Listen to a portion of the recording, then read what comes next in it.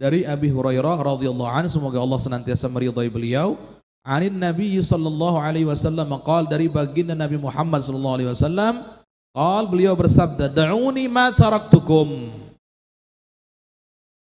Da'uni, biarkan aku.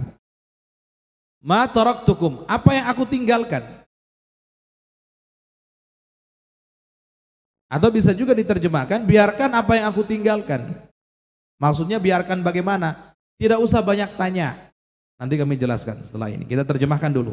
Innama ahlaka man kana qablakum. Sesungguhnya telah menghancurkan orang-orang sebelum kalian, umat-umat sebelum kalian. Apa itu? Su'aluhum, pertanyaan mereka. Artinya banyaknya pertanyaan mereka. Mereka sering bertanya.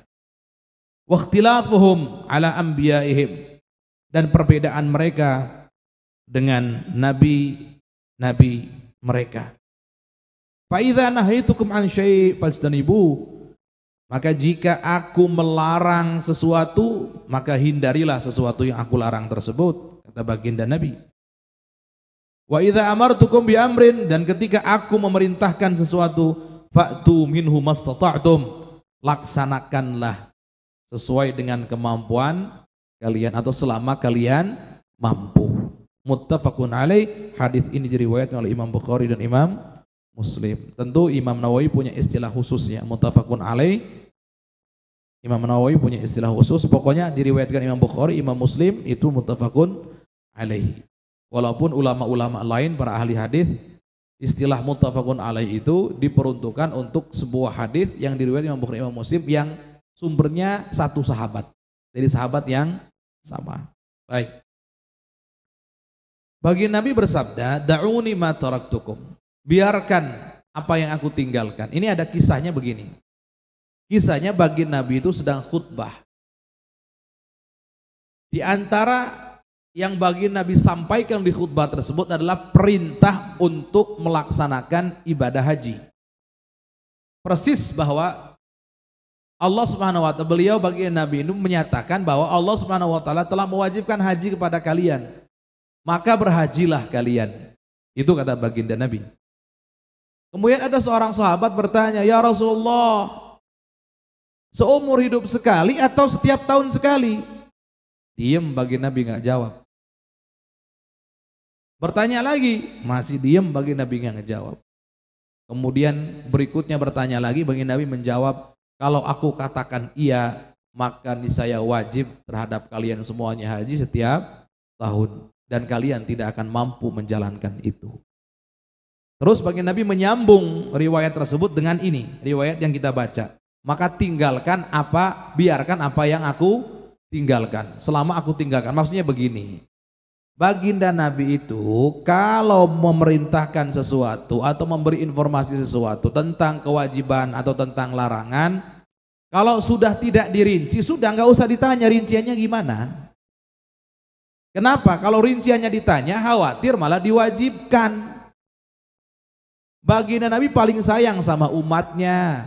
Tentu kita masih ingat saat bulan Ramadan baginda Nabi qiyamul lail, ketika mulai diikuti oleh para sahabatnya, baginda Nabi setelah malam ketiga nggak keluar lagi, nggak qiyamul lail, sampai para sahabat masing-masing sholatnya di masjid waktu itu.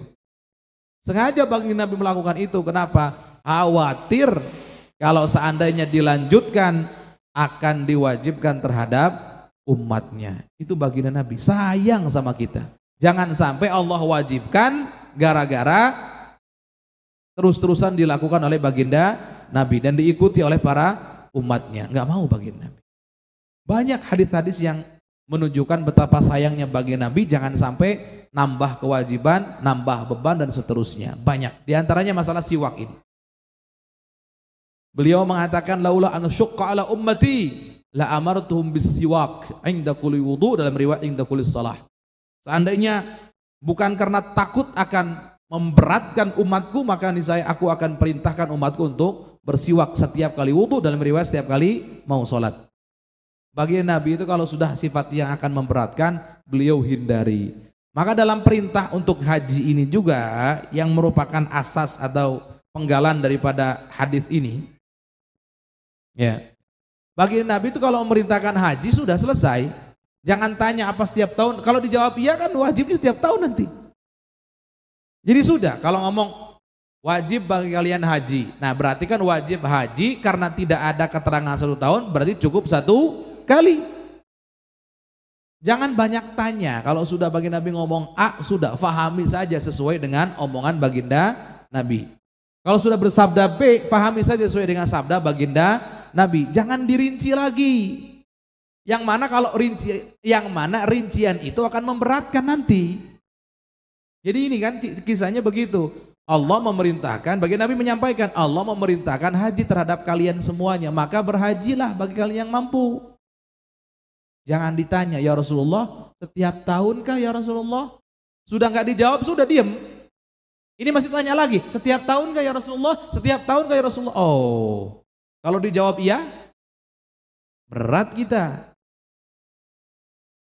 Justru baginda Nabi itu membuat keterangan umum begitu agar bisa difahami ringan. Kan kalau kita diperintahkan wajib bagi kalian haji, bisa seumur hidup sekali, bisa setahun 1 kali. Tapi kan yang pas seumur hidup sekali karena tidak ada keterangan rinciannya. Sedangkan yang rincian setahun sekali itu hanya kemungkinan belaka. Mungkin saja tapi tidak kuat. Tapi kalau seumur hidup sekali pasti. Sehingga para ulama nanti akan memahami dari bahasanya bagi Nabi, perintahnya bagi Nabi, haji itu hanya wajib seumur hidup 1 kali, seperti yang kita saat ini jalankan. Itu indahnya. Dan begitu juga kaidahnya begitu. Nah, maka bagi Nabi setelahnya melanjutkan sabdanya, sungguh yang menghancurkan umat-umat sebelum kalian, kata bagi Nabi kepada para sahabat, adalah mereka banyak bertanya. Kemudian mereka banyak berbeda dengan nabi-nabinya, akhirnya hancur mereka. Para ulama mencoba menggali sebab atau hikmah di balik larangan ini. Emang kenapa sih kalau banyak bertanya? Emang kenapa sih kalau seandainya berbeda? Gitu ya. Kalau banyak bertanya, gini, bertanya itu ada pertanyaan yang darurat, yang kita butuhkan jawabannya penting sekali. Ada pertanyaan yang tidak darurat. Pertanyaan darurat, contoh ada seorang yang pengen sholat, dia belum tahu ilmunya sholat, maka wajib bertanya kepada yang mengerti bagaimana cara ilmunya sholat. Dia darurat karena dia wajib sholat, maka wajib bertanya. Ada pertanyaan tidak darurat, yang dilarang itu adalah bertanya yang tidak darurat, tidak penting. Sudah, bagi Nabi sudah ngomong wajib haji, udah pahami wajibnya setahun umur hidup sekali, selesai. Tidak usah tanya-tanya lagi setahun, tiap tahun, jangan khawatir nanti. Gitu. Khawatir bagaimana? Khawatir diwajibkan. Kalau diwajibkan nggak mampu nanti, kalau udah nggak mampu dosa nanti, kan itu yang dipermasalahkan. Baik ya. Jadi kalau yang dilarang, ingat sekali lagi, adalah pertanyaan-pertanyaan yang tidak penting. Kenapa dilarang? Hikmahnya kata para ulama, karena pertanyaan tidak penting itu menunjukkan pembangkangan, menunjukkan keras kepala, menunjukkan tidak patuh, atau lama-lama akan begitu nanti. Tiap kali ngedengar sabda pengennya nanya, seakan-akan itu adalah bentuk protes. Ya kalau penting memang dianjurkan, bahkan bertanya itu setengah daripada ilmu, kan begitu. Itu pertanyaan yang penting. Kalau nggak penting jangan, nggak usah. Sama ini kaidahnya para santri dan yang lainnya, kalau bertanya cari yang penting, nggak usah bertanya yang nggak penting-penting. Lagi juga mikirnya aja sudah salah, apalagi mempertanyakan nggak penting.